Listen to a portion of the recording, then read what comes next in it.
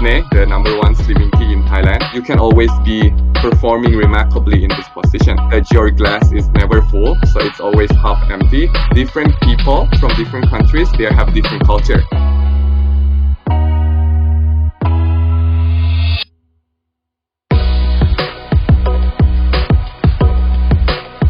Good evening on a lazy Sunday. Welcome back to our show today. So I'm really appreciate for your time for coming back and join our show today. Most of you guys may have missed previous shows that I have already interviewed three special guests. Those are the first one I interviewed Kun Mint, one of the most famous travel blogger in Thailand, and her only permanent job is a full-time traveler. And after the interviewing, I envy her already because of her lifestyle, her career, because she can travel around the world and then earning some money for living.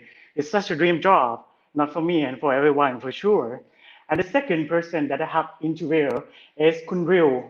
Kunril is one of my best friends who is currently working as a recruiter for one of the biggest Japanese recruitment agency in Thailand. And the third one, I have interviewed Kun Jane, who is living her dream as a freelancer for graphic designer, translators, who study, learn, and develop skills needed to be successful in as a freelancer on her own. So I'm sure that they have shared all their experience and including their key success factor in their career that would be considered to be a benefit for you guys for your career and your professional growth in the future. But unfortunately, we conducted all the previous show in Thai, so I got some message from my international friends and fans that they might not understand the shows clearly, so don't worry about it. We are working on it to put some English subtitle. So next time you can come back and enjoy the rerun on our site with an English subtitle. So stay tuned, stick around. We're working on it. For today, I'm very, very excited. It's not because of the topic that we are going to discuss today, but also to talk to interview one of my junior friends who is living his dream to live, work, and travel around the world. Of course, he has lived and traveled in many countries around the world, and currently he has been living for Thailand for more than 3 years. He pursued his master degree in Thailand, he got a job in Thailand, and now he's working professionally as an international sales executive who manage Southeast Asia and European market. And at the same time, he is also working as a project finance manager, analyst. And I think this is such an incredible background, right? So especially for those foreigner and international friends who are looking for a job as an expat in Thailand, and all for those students, university students who has a passion to live and work abroad. The topic that we are going to discuss today, I'm sure that this is a good example for you, for your preparation, for your professional growth in the future. So I think this is the time to welcome our guest speaker for today. So I just would like you guys, all the audience, to give him a round of applause to welcome Mr. Cornelius Susanto, our guest speaker for today's show. Ah. Hi, Meg. How are you? I am doing good, thank Right. you. Most of the time I'm spending time in my house and sitting Oh under yeah, yeah. AC, Same with the here. comfortable I'm staying at weather. home. And just being excited, waiting for the excited moment to interview you. Yeah. How about Well, yourself? thank How you. everything going? Well, yeah, things same like you and same like everyone. It's locked down here, Mm-hmm. where we in the place where I'm working. So yeah, most of the time I work from home, and I get some more Yeah. spare time for myself as well. Okay. So totally understand what you have been through because this uncertainty situation is not happening just for me, for you, but for everyone in every country around the world. So totally understand. But you know what? After I talk to you, I still got the feeling that you still have some positive energy get to me and the audience for sure. So since this show, we would our objective is just would like to know be an inspiration for those people who are sitting around at their house and getting bored during the quarantine period. So I just would like to know how you manage your mindset and your attitude and everything to overcome this uncertainty situation. Well, yes, I think, well, first of all, thank you for thinking that I still look very excited during this lockdown. That's very great to know. Well, for me, I always think like this kind of situation is not faced by myself alone. In fact, it's faced everywhere in the world, right? So I Mm-hmm. always think like just do not think that this is happening only to you because it just makes yourself more stressful. And yeah, actually, even though there are lots of uncertainties, just see the lights by the end of the tunnel. So there are always opportunities for us to grow in terms of professional life and also personal life. So, like for example, nowadays, because I have some spare time at my home, I also take some classes online on Coursera. So I guess it can work Ah, for everyone else. Yeah. okay, that's great. So, as a topic of today, we would like to talk about your career in as an international sales person and also the project Mhm. finance analyst as well. So, before we go into that topic, I just would like you to give some briefly information, introduction about yourself in terms of educational background and your job. So, please. Mhm. Well, as you know, I might look Thai, but actually I'm not Thai. I'm from Indonesia, as you mentioned before. And currently I'm working as an international sales for a Thai company called New Construct. So most Mm-hmm. likely all my fellow Thai friends or all the audience might not hear this company before, but you guys might know the brand. It's Fitne, the number one slimming tea in Thailand. So in case you wanna lose Exactly. some weight, don't forget my company. You can try Fitne. And yes, Slimming I'm tea to be responsible. beautiful. Yeah. Yes, of course. No, no, well, not only to be beautiful, also the key is to be healthy. Yeah. So and Mm-hmm. anyway, Okay. so I work for fitness in the export division, handling some markets. But before that, Mm-hmm. actually, I was studying international politics as my bachelor degree, and then I was working for the biggest FMCG in Indonesia, which is Indofood, as a country representative for East Timor and Cambodia. And after that, Mm-hmm. that's the time where I take MBA in Thailand. And yeah, I start my life here and career in Thailand again. Ah, I see. So at first you said that your degree was in international politics. So and then you end up working in the biggest FMCG in Indonesia, who mostly looking for the candidate or the staff who has a strong background in commercial, sales, and marketing and everything. But you know, the international politics is not related Yes. to commercial field at all. So how come? Yeah, well, I get a lot of question on that when the HR tried to hire me actually. Yeah, in fact, my bachelor degree was in international relations, so not really politics, but more like teaching you how to be a country ambassador. So Mm-hmm. yeah, so on that time when I just finished my bachelor degree, I was thinking like, okay, right now I just finished my degree, maybe I will apply for Ministry of Foreign Affairs. But Mm-hmm. somehow in Indonesia, the political situation, I'm sorry to say, it's a little bit corrupted.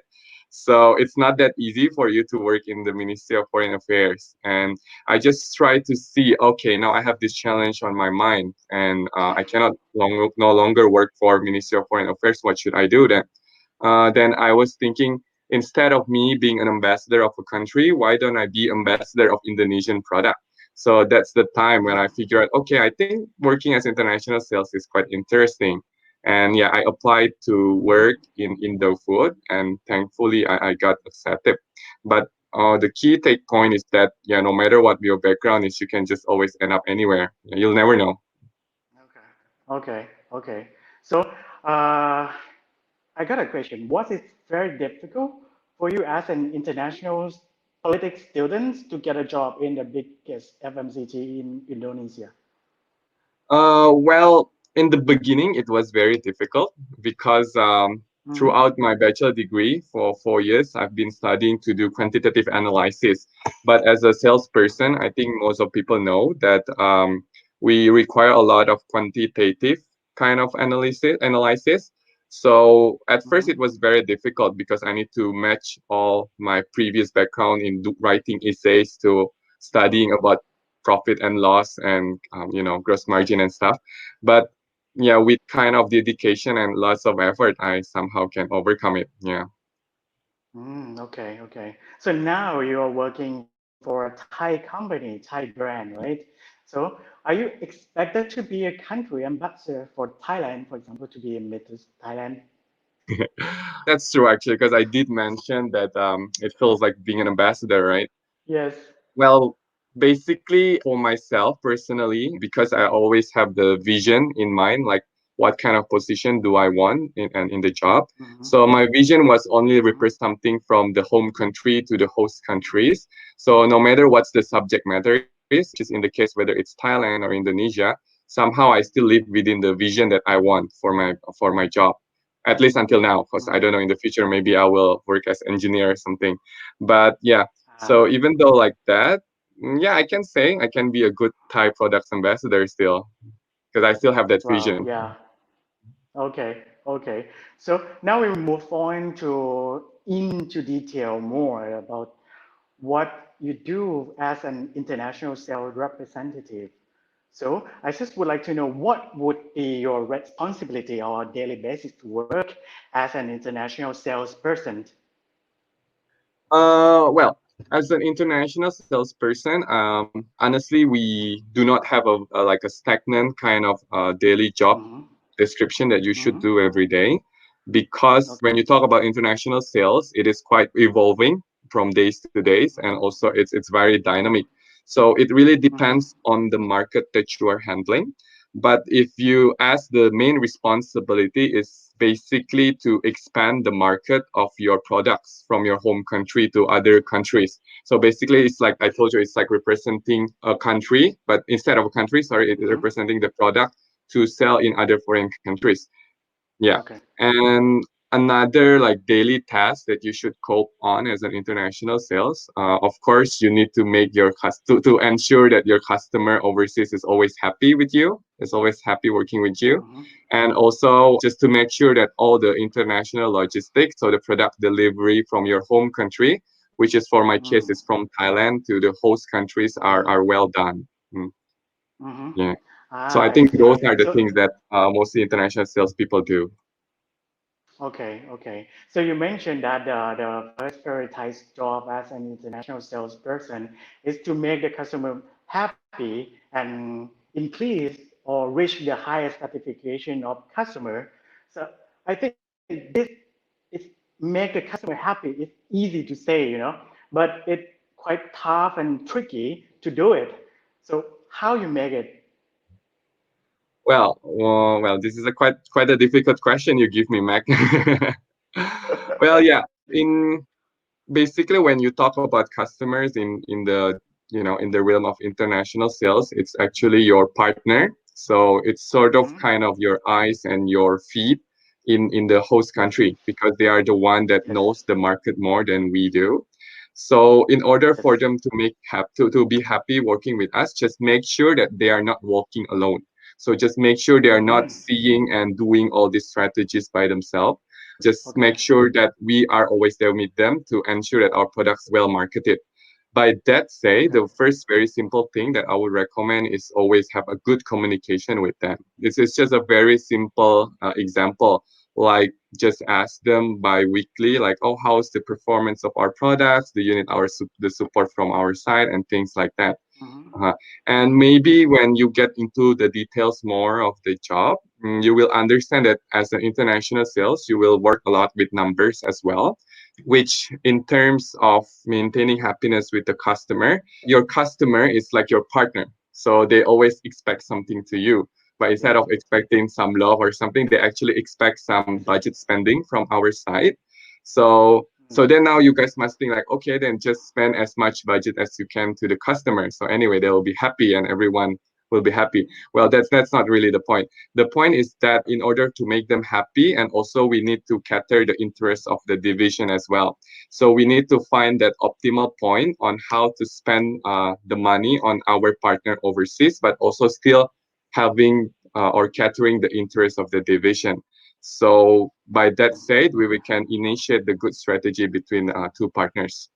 Wow, this is a very interesting answer, not only from the the prospect of the role of an international sales person, but also you are giving a fundamental of international sales 101 as well. So really appreciate, and I think it's a Mm. benefit for the audience. Mhm. So now I just would like to know more about an additional work as a project finance analyst. What is it about? Right. Well, actually, the project finance that you mentioned on my banner, actually, it was also my previous job and in the campus because I was studying master degree in Asian Institute of Technology. Mm, And actually, my major or my focus in MBA was in project finance. So I was working a lot with the professor to make a business model kind of thing mm, to ensure the profitability of certain project. But mm, fortunately, also in this company, I am assigned in doing some special project for the division, which I cannot tell more because it is a confidential information, but it's related to okay. something with e-commerce. So regarding project finance analyst, and maybe many undergraduates are asking now, okay, what does project finance analyst do, right? It sounds very cool, like Yes. it sounds like you are very Yes. smart. But basically, it's in a way you are working with your boss, let's say, and then you're assisting him to find out whether this particular project is feasible in the future or not, or at least Mm, when you are doing your analysis now to understand whether we can make profit out of it or not. Some like daily things that you do as a project finance, you maintain the mm, project profit and loss. So just to know that you invest the right amount, even though it's on the loss, it still can be feasible for the future. And some kind of financial terms that you work as a project finance, maybe it's like IRR and PV, like gross margin and those kind of stuffs are kind of things that you should be familiar as a project finance mm. analyst. And before we moving on to the next question, I never shared this information with you before, so I just would like you to know that I'm very respect you as a very professional person because you prove that no matter where you come from, what is your background in your career or your education, but you can prove that you can be successful. So it would be best if you can share some key success factor for the audience to take away to be successful in their career as international salesperson. Right. When you're talking about international sales, basically the first thing that you need to remember that no matter where you come from or no matter what kind of background are you from, you can always Mhm, be performing remarkably in this position. So just don't be worried. Any undergraduates from any background can work in this position. But there are mhm, certain things that you need to remember that you need to improve over time in order for you mhm. guys to remarkably perform on this. And I would say we can divide it into personal traits and also professional traits in order to Okay. perform well. So when you're talking about personal traits, I would suggest that as international sales, you need to keep in mind that you should always be confident, be Mhm, persistent, and also remember that your glass is never full, so it's always half empty, and meaning you always never stop learning. And why mhm, be confident and persistent? Well, basically, as an international sales, you will travel a lot to other countries because you are representing of the products that you are working for to sell to the mhm, foreign people. So already when you talk or you try to sell something with the people from your country, you already feel stressed or you feel nervous, right? So you need this extra confidence and this extra persistency in order for you to be able to communicate with these foreigners. Mhm. Just some people might feel like they are embarrassed or shy. Well, just think like everyone are not created equal. So you should be confident enough to represent the things that you are selling. Mhm. And the last mhm, thing that I said is about never stop learning. Because as an international sales, you will realize that the world evolves so fast internationally. The things that happening now in Thailand might not be the same that happening in China. Like kind of example that I can take from my position is that 4 years ago, when I first started my career as international sales, we really didn't talk much about e-commerce or cross-border e-commerce or things like that. But when mhm, you are talking about international sales nowadays, the word cross-border e-commerce is very, it's very familiar with everyone in this industry. So you can see from this difference between 4 years and now, you already see much difference. If you stop learning and if you just have a fixed mindset instead of growth mindset, you cannot be capable of catering this kind of position. And the second Okay. thing that I said is about the professional trait. So for the professional trait, the first thing that I would recommend everyone to improve in order to perform well in this position is cultural awareness. So Mm. cultural awareness is kind of, social kind of mindset. And it's in a way that you don't stereotype other people and always be capable of understanding other culture.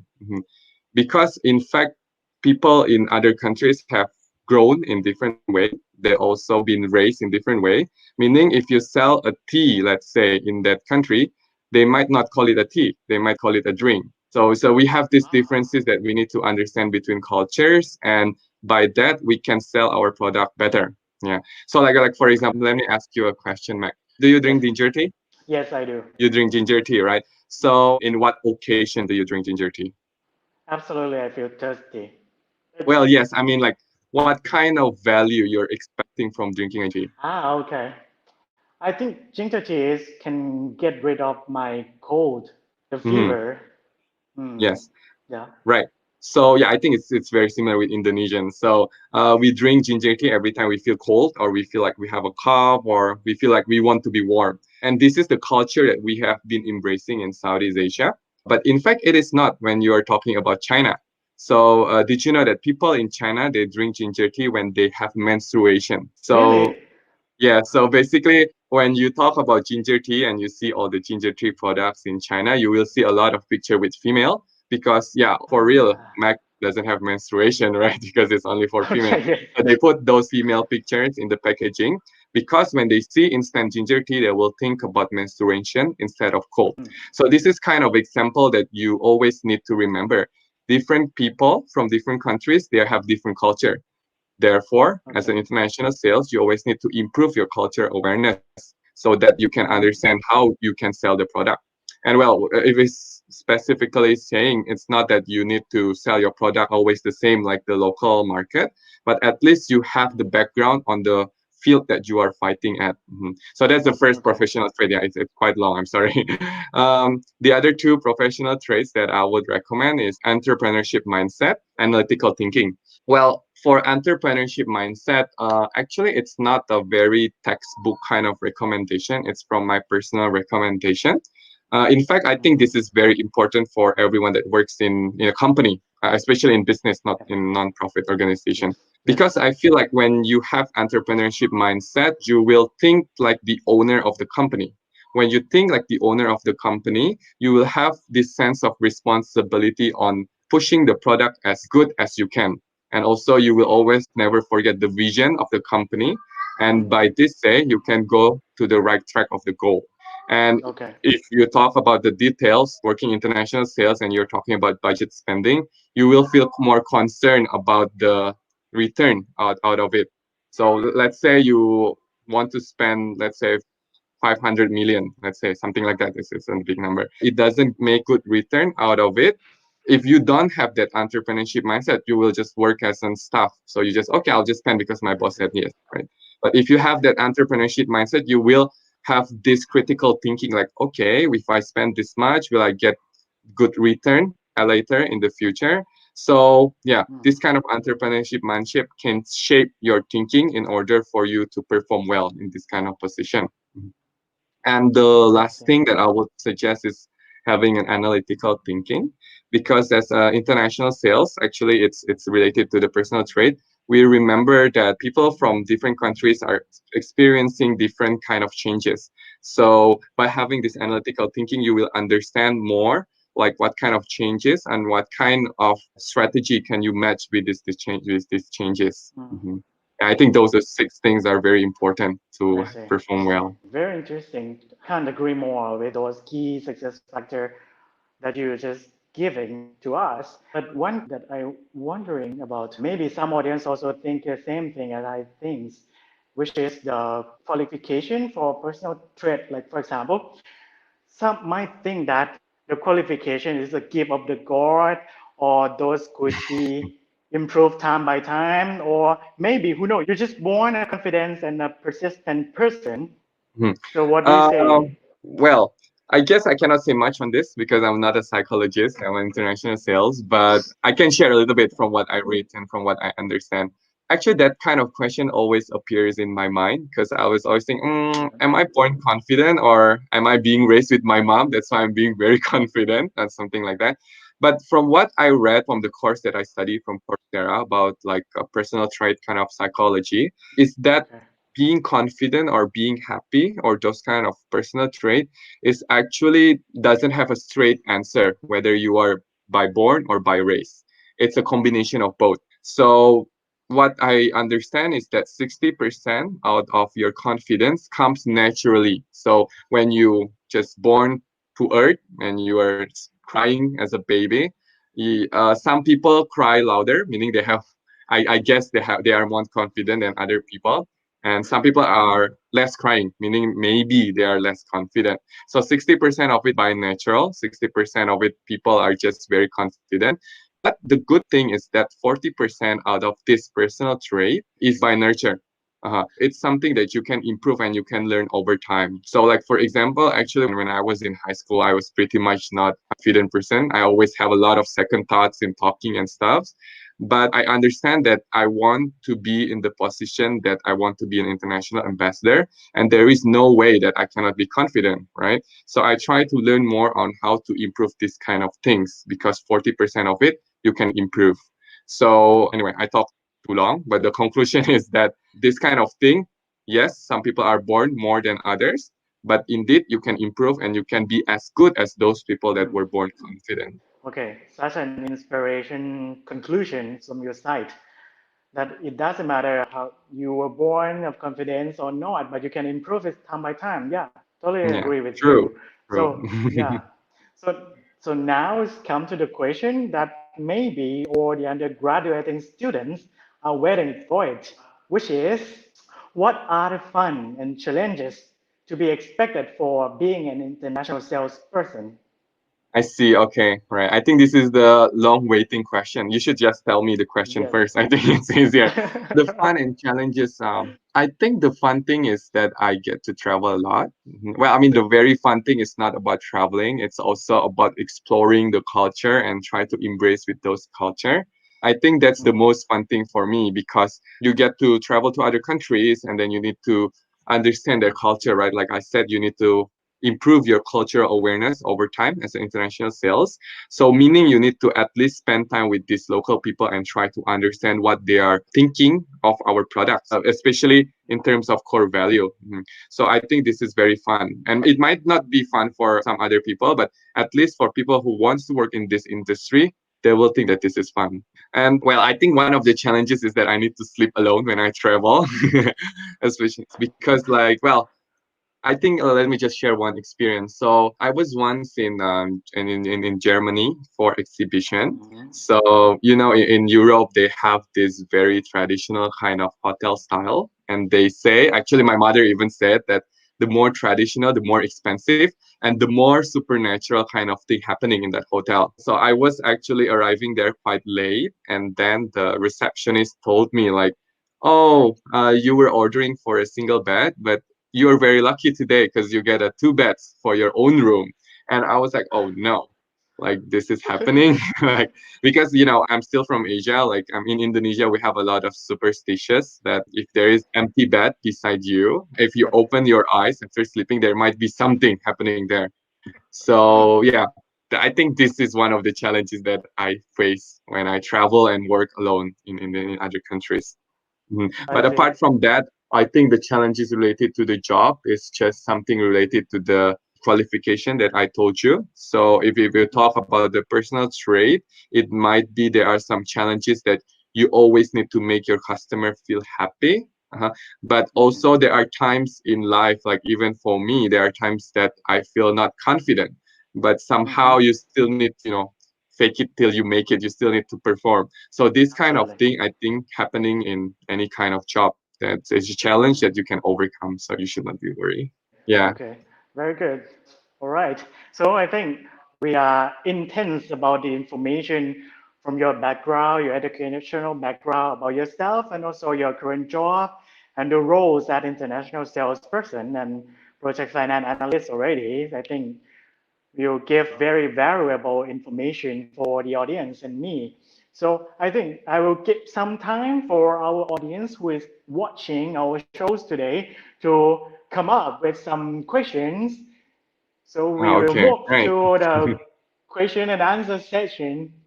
So before we moving to the Q&A session, I just would like to share some, your lifestyle picture from your trip, your business Okay. trip and everything. Yeah, so we just talk about it for a while. Yeah.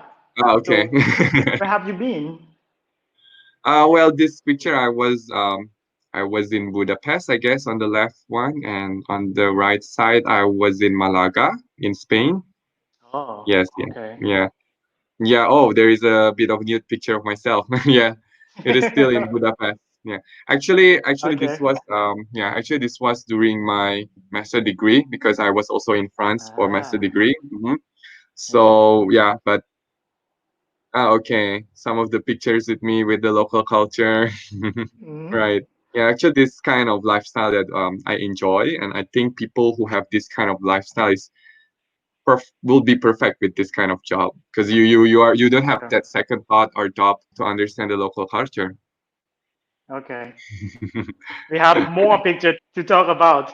Yeah. Is that So during your business trip or your traveling? no, actually, the left side I was only in Thailand. I was during New Year.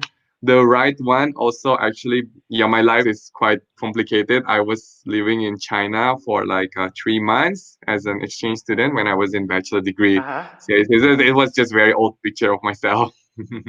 Okay, I see. So, got the first question from the audience, Mm-hmm. which is, could you please give me some advice how to deal with the tourist business during the COVID pandemic situation? Yes, I think it's very tough. Well, Yeah, well, first, yeah, yeah, yeah. thank you for the question because it means that she believed that I can make a good suggestion. Well, Yep. first of all, I think the tourism industry is very hard to to recover from this pandemic Mm-hmm. because other things like selling products you can do virtually, and other things Mm-hmm. that such as like teaching or like education, things Okay. can be done virtually, right? But in fact, Okay. tourism is the only industry that you cannot do virtually.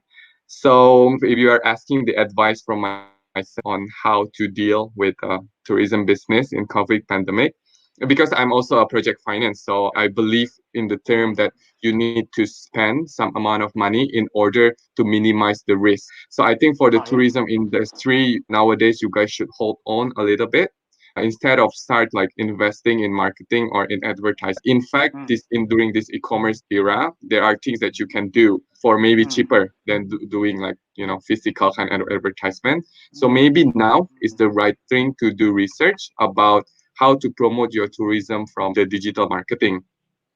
At least by the beginning of next year, everything should be better. When you have this kind of advertisement nowadays, by having more people engaging to your post, you can get the fruits later on in the beginning of the year. The conclusion is you can focus on researching on the things that you want to make and promoting it mm-hmm. digitally so that you can get the I fruit see. later on in the beginning of the year. So we will move on to the next questions. The question is, you mentioned about how to maintain the relationship for the existing clients or the customers. But would you please share more about how could we search or recruit for a new customer?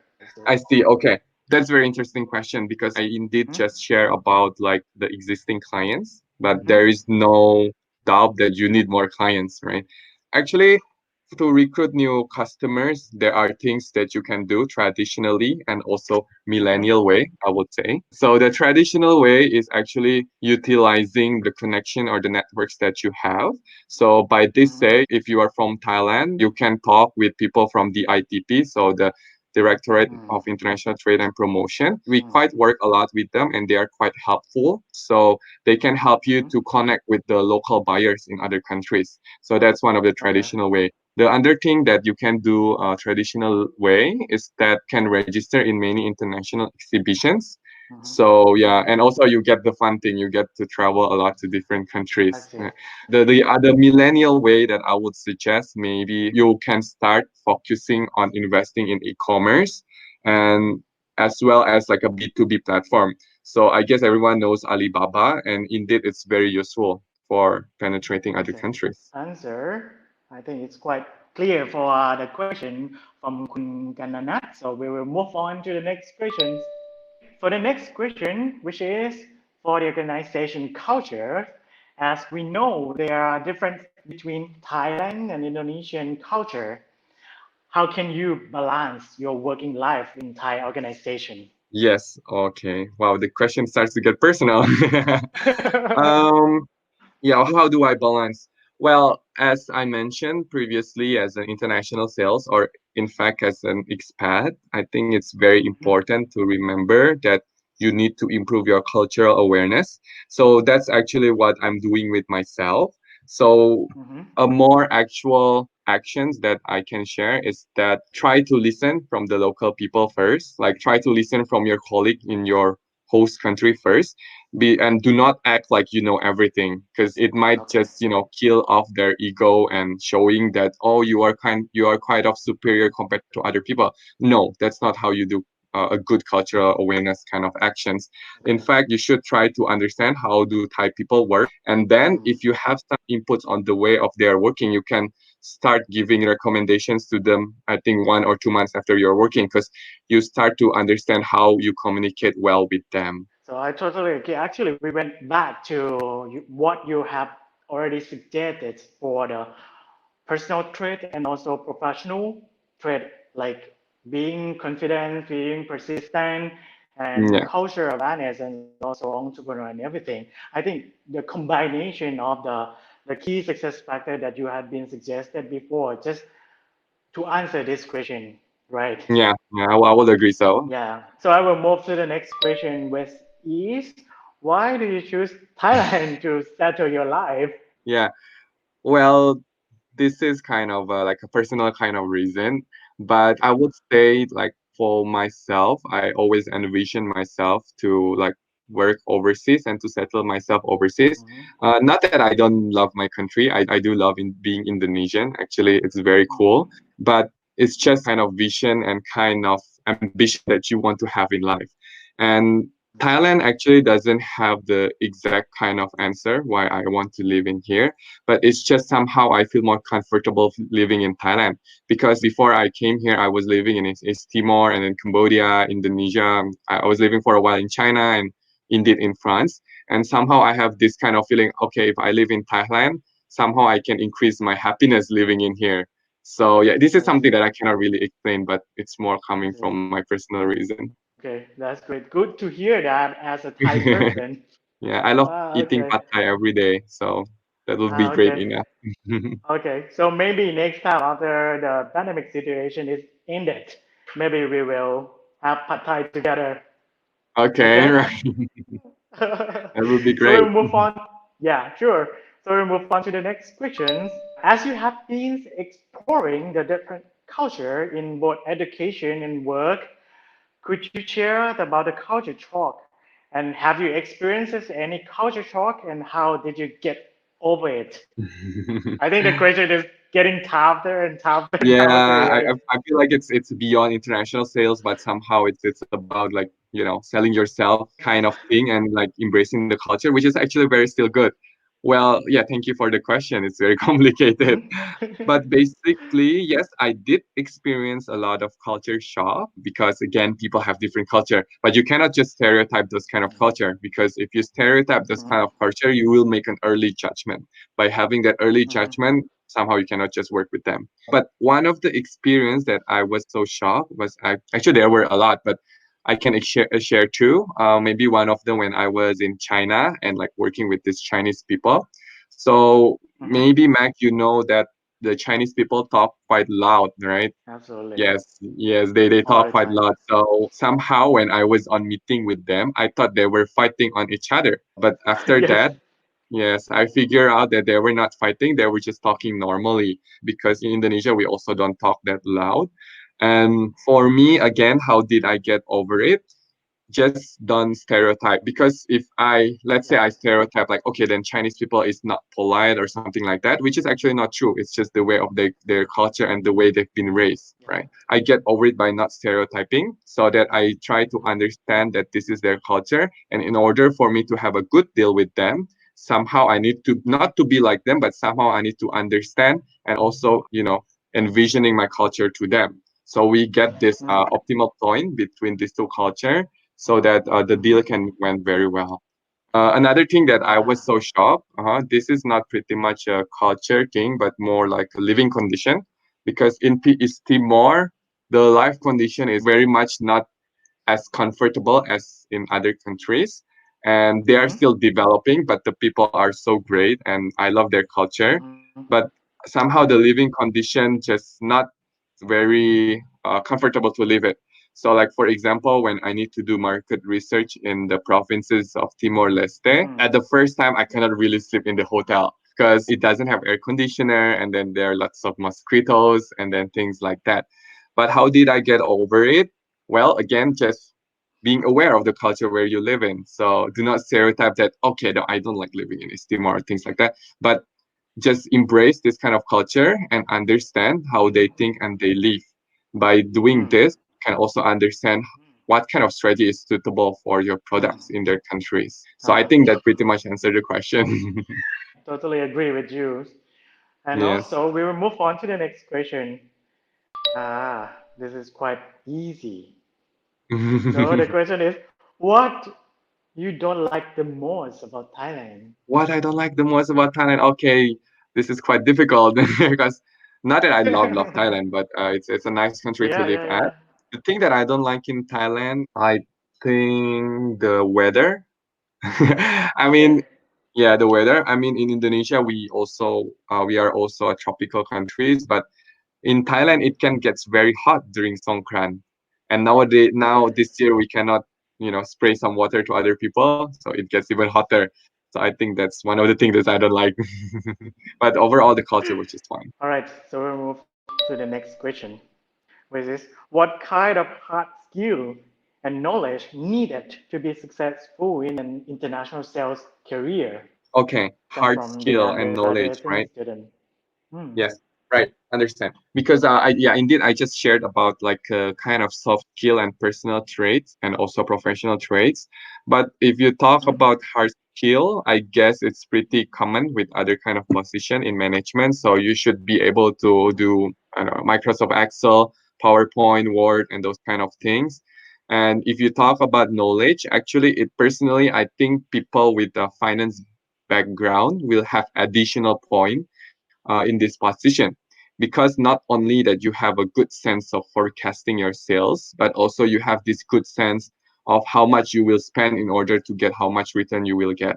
So I think finance knowledge is important. But I guess for the person who asked this question, like if you come from a social background or I don't know, art background or engineer background, you don't need to be worried whether you can overcome this hard skill and knowledge or not, because in fact I came from social background. I didn't do math at all, but this kind of hard skill is easy to learn. Actually, honestly, it's easier than learning how to improve your personal trait, because personal trait needs motivation from yourself, but hard skill is that you Okay. can learn it like quickly, or by looking videos Okay. or learning from your colleagues you can just learn it. So yeah, just if you're concerned about this kind of thing, just you don't need to worry. All right. So the next question is, do you love travel? Maybe I guess. I will, emphasize this question again. Maybe like because you work as an international sales person and you need to travel in many countries around the world. So they just would like to know, is come from your passionate about travel, so that's why you decided to be international salesperson. Is that true? Not really travel. Travel is part of it, but actually, I'm very Okay. passionate about learning or exploring other cultures to know what's Hmm. beyond my own culture. That's what I'm passionate about, and travel is just one of the ways of capturing my passion. Mhm. So the next question is, how long do you live in Thailand? And the next question is, what is living in Thailand like? Okay.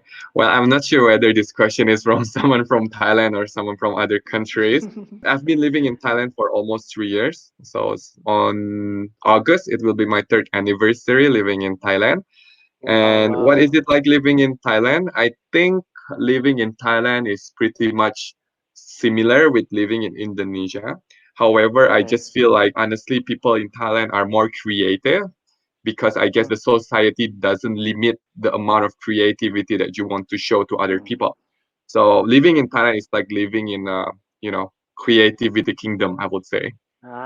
So the next question is, what are the interesting products which you think that it would be grow faster after the COVID situation? Interesting products, right? I Mm. think supplementary food would be a good products that would grow after the COVID because as a human, I think, or as an individual, we tend to Mm. learn from our mistakes, or we tend to learn Yes. on what's happening in the past. And it's proven Okay. from the history that we've been having, Mm. right? And before the COVID, I heard that the sales of vitamin C was just normal. But during the COVID, the sales of vitamin C are just jump like skyrocketing, or even maybe it's out of stock now. I'm not sure either. So I guess by having this supplementary food in the market, not only about vitamins, but also kind of products that you eat but have additional benefits, I think that kind of products would be a good kind of investment after the COVID crisis so that people Mm. can be aware and can be prepared later for the next pandemic because I'm sure that this is not the last pandemic that we will be facing. Could Mm. be the second wave, right? You mean? Yeah, probably the second wave, or we will never know what will happen in the next Yeah, 2 or 1 year. Maybe there'll be yeah. another kind of virus, and yeah, people Okay. just need to be aware and they know that they need to drink this kind of supplements. Okay. I think you already answered all the concern or the question that they might have already, and they got Mhm. the valuable information for their professional growth as international salesperson and also as a project finance analyst in the future. So pretty much for today. So really Okay, appreciate your time. thank you. No worries. It's my pleasure. Yeah. Okay. Thank you very much for your time today, and I expect that after the pandemic situation, we will, meet up again and, have lunch, have dinner together with all of our friends in the future soon. Okay, sure. Thank you. Okay. Well, it is my pleasure. Before we finish our show today, okay, and the next coming Thursday, we will discuss about one of my senior friends from my international tourism guide from Mahidol University, and now she work on a personal guide and she will give some idea about the person who has a passion to travel as well, sustainability tourism. So she will have some topic to talk about in the next coming Thursday. So stick around on our page, and then we will just discuss more about this career. Thank you for your time. Thank you. Bye bye. Have a nice Bye day. bye, and thank you. Bye. Have a nice day. Bye. สวัสดีครับ